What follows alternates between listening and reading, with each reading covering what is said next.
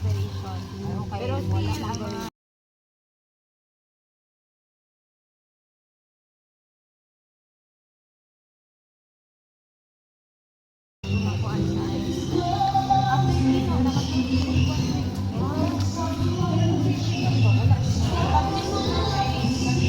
Balik na guys.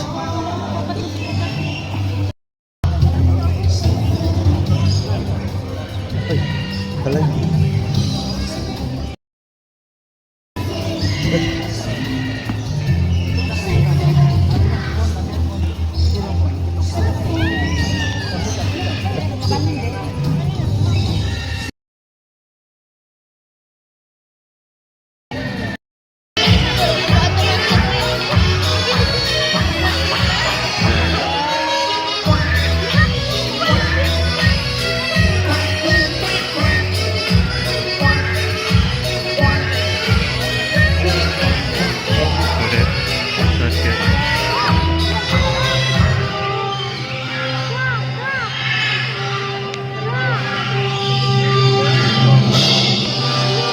Good afternoon, ladies and gentlemen. Cebu Safari and Adventure Park proudly presents the Bird Show. Introducing our host for today, Mr. KJ.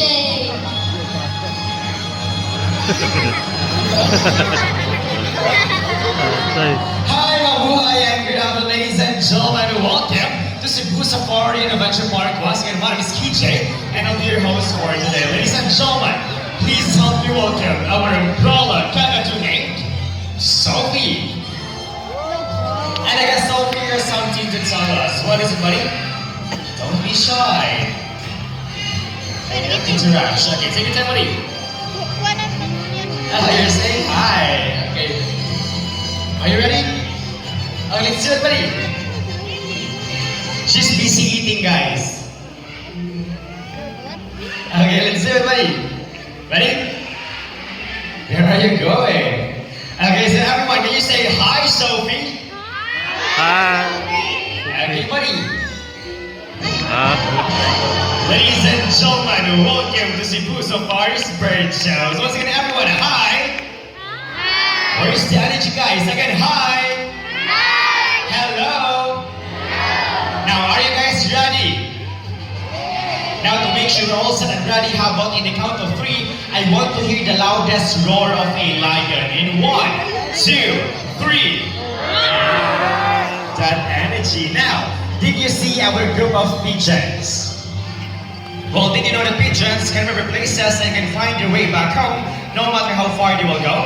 And that's why they're used as messengers to carry out messages to our friends, families, and loved ones. Now, ladies and gentlemen, please sit back, relax, and also enjoy as our fine friends will showcase their natural behaviors, will invite guest participation, and also share an important environmental message. Now, let me ask you something. Are you ready to be amazed by our fine feathered friends? Alright, to start off, let me call our bird trainer here on stage, Mr. James, and so welcome our blue and gold macaw named Amigo. Now, Amigo comes from South America and lives in the rainforest of Brazil. As he's a very responsible bird, he loves to keep his environment clean. Let's wait for Amigo. Okay, I guess you're... So please enjoy it.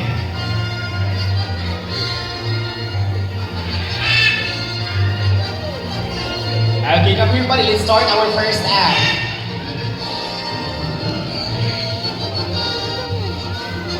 Okay, how about let's call another blue and gold macaw.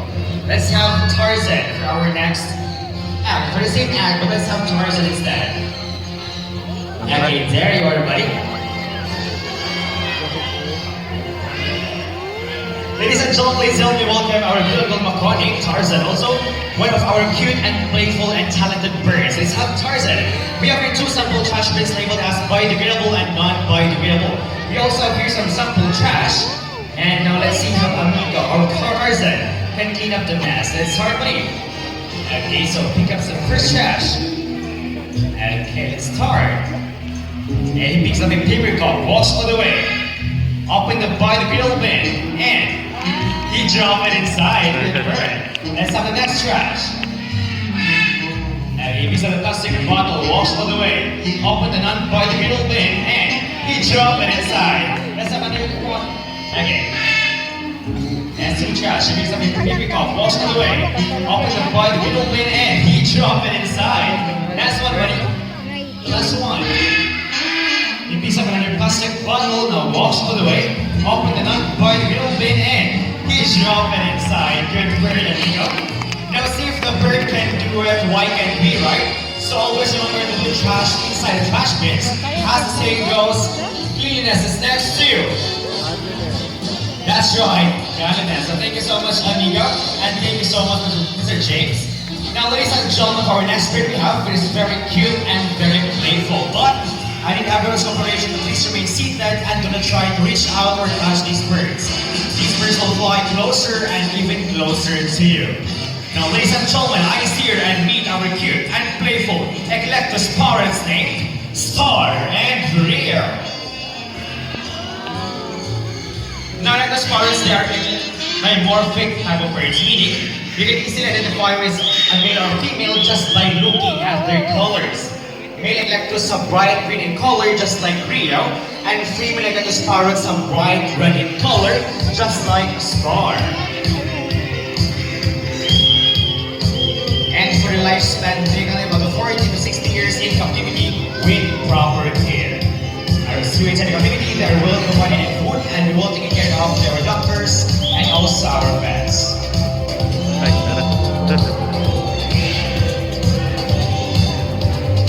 These birds are found in the skies of Australia, Solomon Islands, and Papua New Guinea.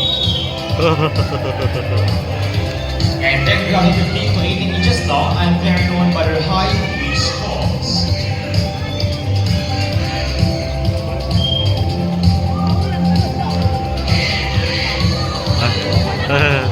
Now, ladies and gentlemen, let's give a massive round of applause for a cute and playful Eclectus parents named Star and Rio. Now, ladies and gentlemen, for our next bird we have is a very special, intelligent, and a super handsome bird. But I need your help to call him. Can you say Jumbo? Jumbo! Now, everyone, say it louder. Say Jumbo! Jumbo! There you are, everybody. Here's our great big Makoni.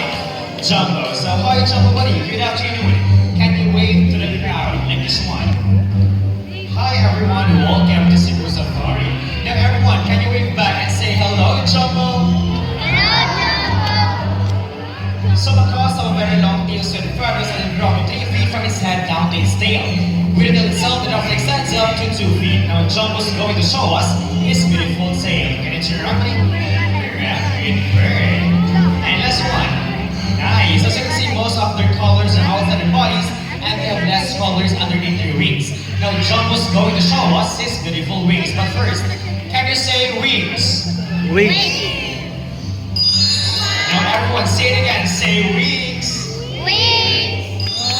Lastly, Macaw's zygodactyl feet, meaning they have 2,000 points forward and 2,000 points backwards.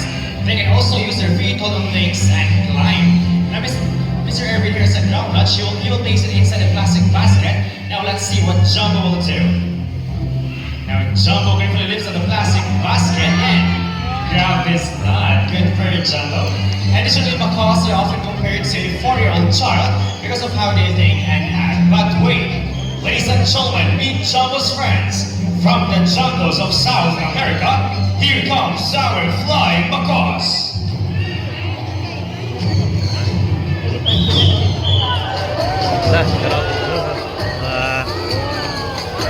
Now we are here 3 flying macaws named Harry, Hardy, Tony, and still we are here with great Makoni, Jumbo. Now macaws are very adaptive, whatever environment they're in, it becomes quite normal to them. So if they are surrounded by many people, they will accept many people. Now their main diet consists of fruits, palm fruits, vegetables, flowers, stems, and leaves.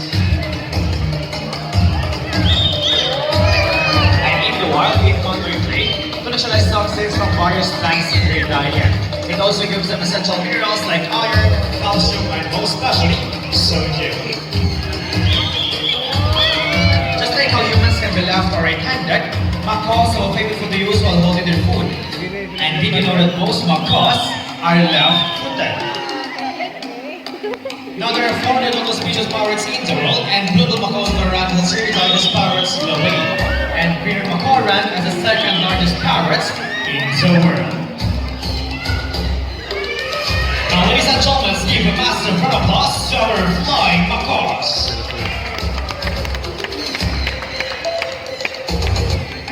At this moment, let's have one volunteer. Now, don't be shy, everyone. Raise your hands if you want to volunteer. Okay, let's have our volunteer staff. Ate Shaira, and she'll be the one to pick up the first volunteer. Let's have one adult volunteer first.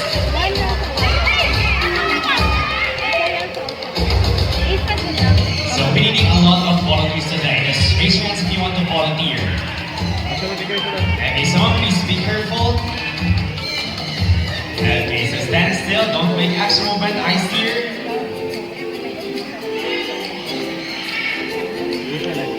And for your safety and comfort, please follow the instructor's instruction for your safety and comfort.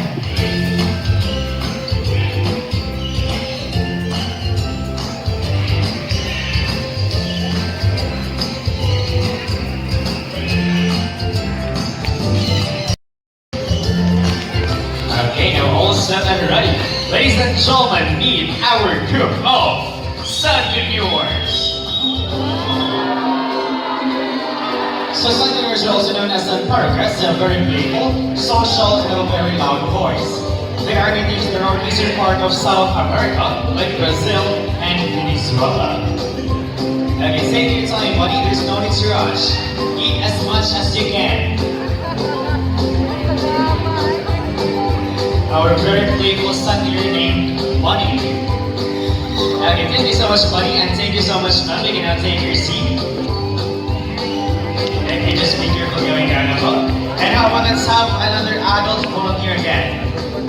How about let's have from the other side? Okay, let's have Auntie Jiden for our next volunteer. Okay, I guess we'll have our next adult volunteer. So sir, please be careful going down and kindly follow Auntie Jiden's instruction for your safety and comfort.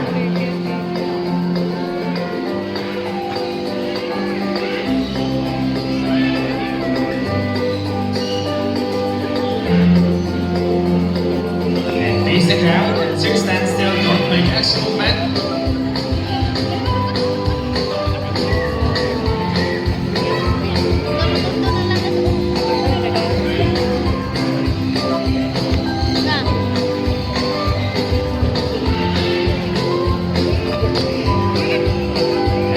So don't make extra movement, try to relax, eyes to the cameras and give the crowd your best smile.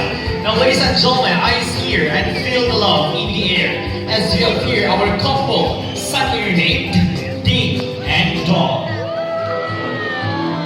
Now Sanduniors, they are monogamous type of birds, meaning they only have one partner for a lifetime. Sana all. But when their father dies, that will be the only time that they will look for another mating partner. These birds are also monomorphic, meaning both male and female share the same physical features, just like their colors and their size. Thank you so much, guys, and thank you so much. You're gonna take your seat.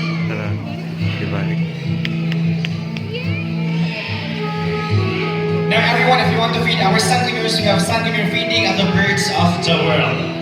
Now for our next athlete, let's have another 2 adult volunteers. Okay, don't be shy, everyone. Raise your hands if you want to volunteer. At this time, I need 2 adult volunteers. Okay, let's have from Ate Frichime and from Miss Lexi. We already have 1 from Ate Lexi. Let's have 1 from Miss Frichime. Okay, so complete 2 adult volunteers.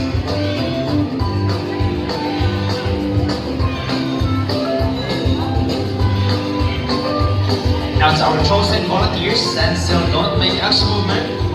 Try to relax.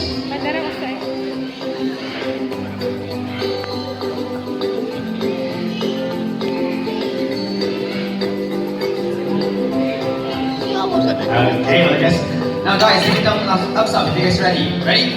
Okay, all set and ready. Ladies and gentlemen, eyes here and meet our special guest from Indonesia. Our twin Golfing Kagados named Kyle and Joy.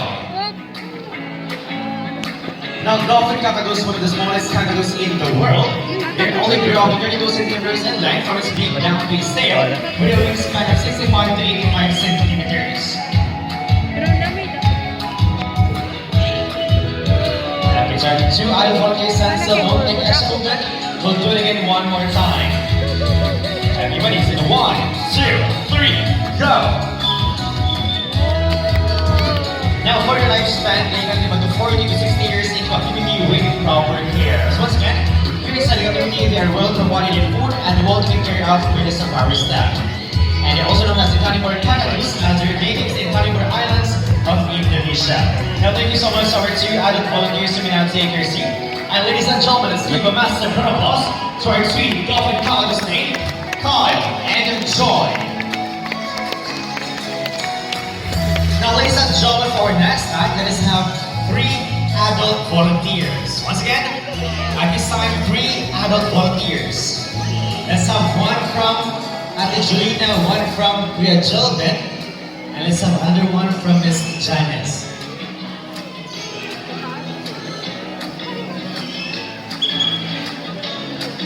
And ladies and gentlemen, before we start our next act, please help me welcome our 2 flying macaw named Carl and Matt.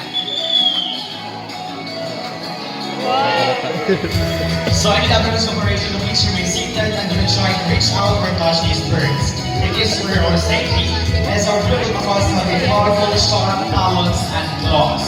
Once again, it is for your own safety and for the safety of our birds as well, as they have powerful sharp talons and claws.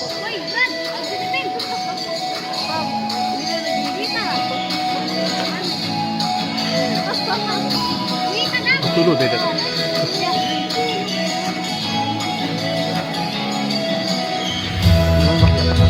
Okay, now to our 3 adult volunteers, give me thumbs up if you guys ready. Ready? Well, you guys are almost set and ready. Okay, now all set. 2, 3, go!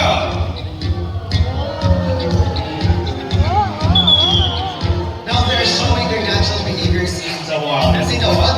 They really maneuver from the trees or branches, just how they quickly maneuver through their groups. Now to all 3 adult volunteers, stand still, do it again one more time. Now everyone, do you want to see it again one more time? Okay, let's do it again one more time. But this time it is your turn to count. Okay, let's count in 1, 2, and 3. Okay, everyone, let's start counting in 1.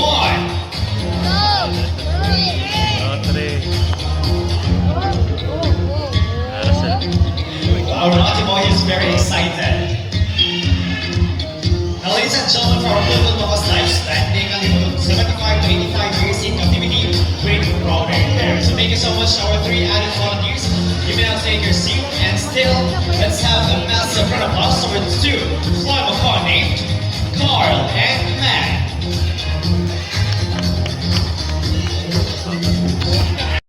This moment is swamped in the vibrant rainforest of Brazil. As we have here our 2 yellow-crowned Amazon parrots named Lani and Rudy, to our bird trainer, Mr. Raman. Okay, so everyone meet our 2 yellow-crowned Amazon parrots. Our baby birds here named Lani and the other one is Rudy. So everyone, can you say hi?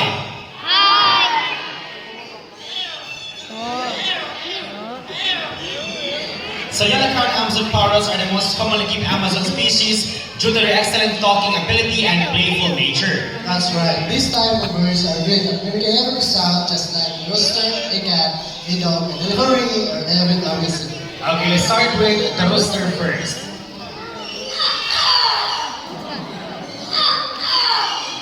How about let's have a cat? Yeah. Really, hello, Bart. Okay, how about let's have a telephone ringing? How about let's have a whistle?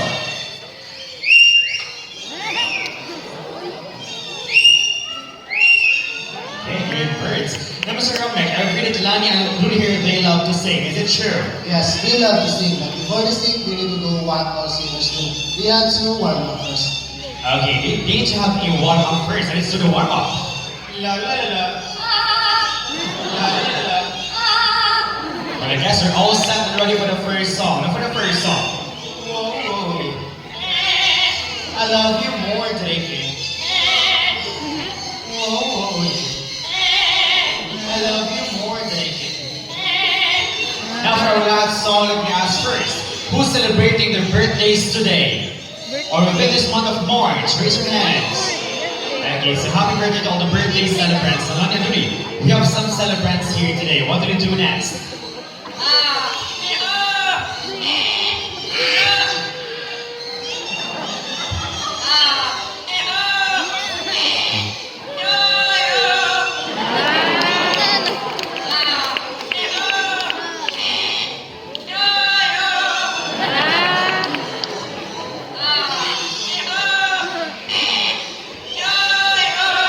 Now, see how talented parrots are? They can mimic sound so well because their brains are super smart, just like how humans use their voices. Let's give a massive round of applause to our two yellow-crowned Amazon parrots, our mimic birds here named Lani and Rudy, together with their mentor, Mr. Romnek. Thank you so much, buddies, and thank you so much, Mr. Romnek. Amazing skills and talents for cute and fluffy birds. It's time to meet some fierce raptors, our birds of prey. Now, birds of prey are big birds with pointed beaks, sharp talons, and have wide wings. Examples are hawks, kites, eagles, and vultures. Now, I need everyone's cooperation to please remain seated and do not try to reach out or touch these birds. It is for your own safety, as our next set of birds are going to showcase their extraordinary hunting skills and also their flying styles. And they will fly closer and even closer to you. Now, please supervise your kids at all times, and if you have foods with you, please keep your birds inside your bag. It is for your own safety and for the safety of our birds as well.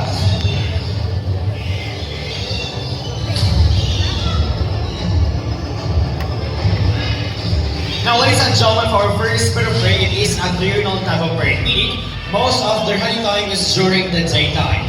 But before calling him, we'll first need a lure. And the lure behind our bird trainer, Mr. Charles, the lure will serve as the real food or the real prey. As his first bird of prey we have will go to showcase how sharp his eyesight is and how good he is at catching his food even from a distance. Now, Mr. Charles, are you ready? Okay, all set and ready. Ladies and gentlemen, keep your eyes alert. Our Philippine hawk eagle named Hunter.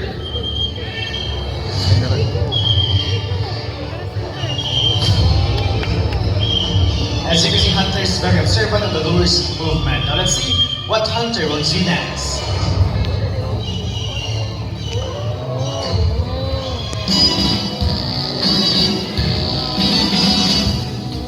Nice job, Hunter. So Philippine hawk eagles typically hangs from a perch and patiently waiting for the right moment to swoop down its prey. Now as you can see, Mr. Charles here is wearing a thick glove and that's to protect himself from the sharp and pointed talons of this bird. Now, Philippine hawk eagle that is famous as a Philippine eagle, but they share the same majestic and powerful aura, earning the nickname of Little Philippine Eagle. It is considered a medium size of raptor that can grow up to 65 to 70 centimeters in length, with a wingspan of 105 to 125 centimeters. Now, ladies and gentlemen, let's give a massive round of applause to our Philippine hawk eagle named Hunter.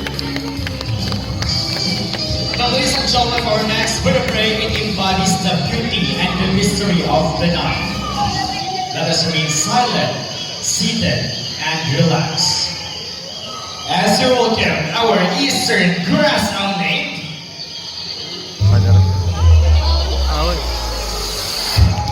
Bella. Now, eastern grass owl, they are a nocturnal type of bird, meaning most of their hunting time is during the nighttime. Even though when they are flying, they're almost silent. That's because of the special feathers that helps them glide quietly in the night, making them the silent stalkers and the silent hunters of the night. Just like any other owls, they can rotate their heads up to 270 degrees. And yes, it is possible because this bird has a 14-neck vertebrae, allowing them to spot a prey and be aware of its surroundings without even moving its whole body. They're also known here in the Philippines as Wago. Now, ladies and gentlemen, let's give a round of applause to our beautiful grass owl named Bella.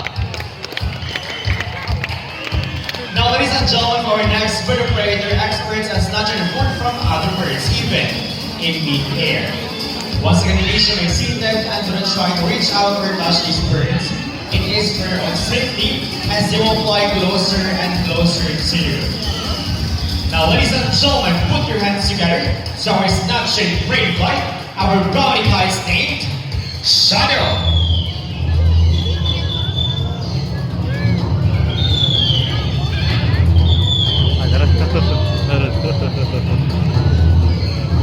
But wait, there's more. Here comes our next brownie kite named Argus.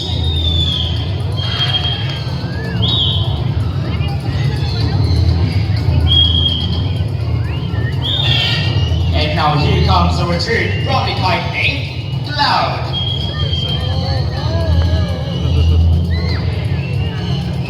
So brownie kite, they have white plumage on its head down to its underparts, and the rest of its colors are striking chestnut brown.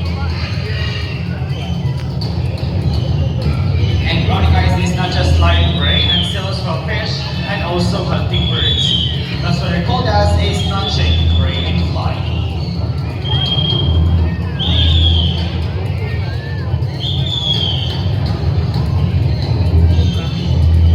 And brownie kites, they are the real world reflection of Garuda, a guardian figure that symbolizes power, protection, and divine guidance in various cultures. And for their lifespan, they can live about 30 to 40 years in captivity with proper care.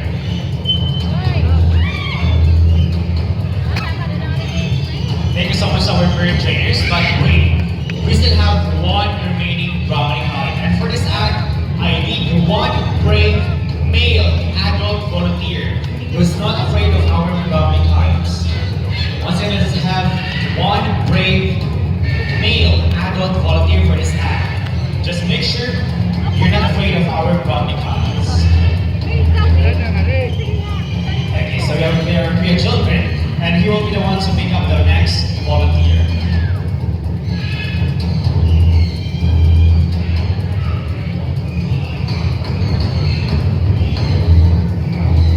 Please just stand still, don't make action movement. Try to relax, hold the flat green lightly.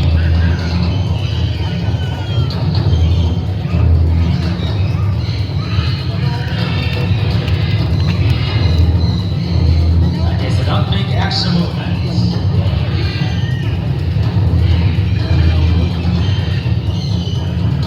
Okay, so sir. Okay, so sir, are you ready? Okay, all set and ready. Ladies and gentlemen, meet our last brownie kite named Sky. Now, brownie kites, they practice stricto parasitism. They love to snatch their foods from other birds, even in mid-air.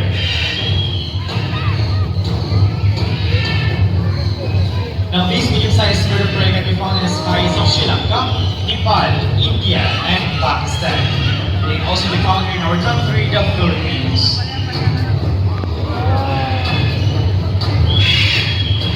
Once again, brownie kites, they are the real world reflection of Garuda, a guardian figure that symbolizes power, protection, and divine guidance in various cultures.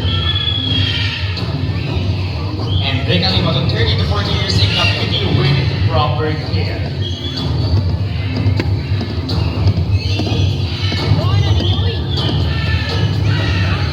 In the one they love gliding, soaring, and flying high up in the sky.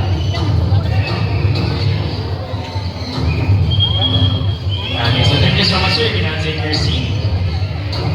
And brownie kites are also known as the red-backed seagull in Australia, and they're locally known here in the Philippines as Banog in Bisaya and Lawi in Tagalog.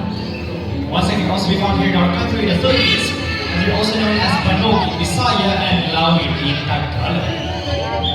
Now, ladies and gentlemen, let's give a massive applause for snatching prey fight. Our brownie kites named Shadow, Argus, Cloud, and Sky. Now, ladies and gentlemen, from a medium-sized raptors, let's proceed to the largest bird of prey we have here in Cebu Safari. Once again, please remain seated and do not try to reach out or touch this bird. It is for your own safety. Now I guess we're all set and ready. Ladies and gentlemen, for our grand finale, keep your heads up high so our white bellied sea eagle named Silver.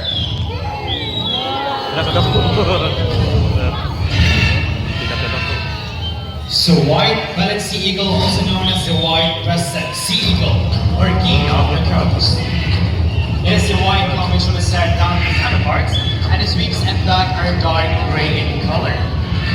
And wait, there is more. Here comes our next white-bellied sea eagle named Fuji.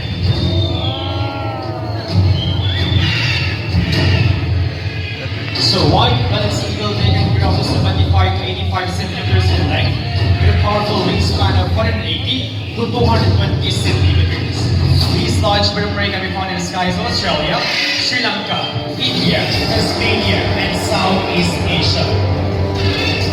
And just to share, the scientific name of this bird is Halides lugucaster. Halides means white, lugucaster means belly. Now, ladies and gentlemen, let's give a massive round of applause to our white-bellied sea eagle named Silver and Fuji.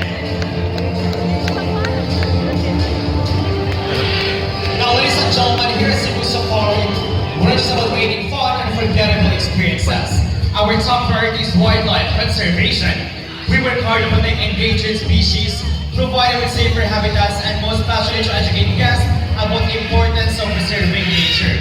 Because we believe together we can make a big difference for the wildlife and for a better future generations. And before we totally end up our show, we would like to introduce you to the people behind the success of the show. My partner here on stage, we have here in the stream, Mr. Dominic, Mr. Charles, and Ms. Rachel. And yours truly, my name is KJ, and to make this even more memorable, we present to you the symbol of love, peace, God. prosperity, and harmony. Now once again, yours truly, my name is KJ. Thank you so much, everyone, and enjoy the rest of the wild.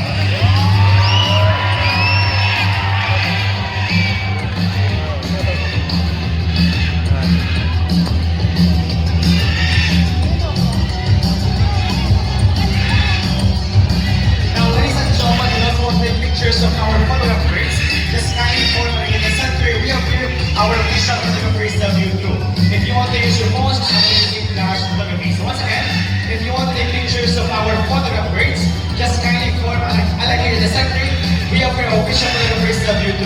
If you want to use your phones, just avoid using flash photography. So guys, this is your chance. It's totally for free.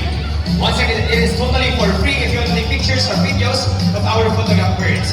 Today also welcome to Wildlife Safari, African Savannah, Birds of the World, and Camel. Just go up and turn to your left side, proceed to Rambutan area. That's how we're trying to stop our key attractions inside.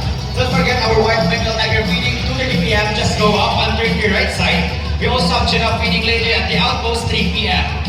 Thank you so much, everyone. We hope you enjoy the show and enjoy the rest of the wild. Mana?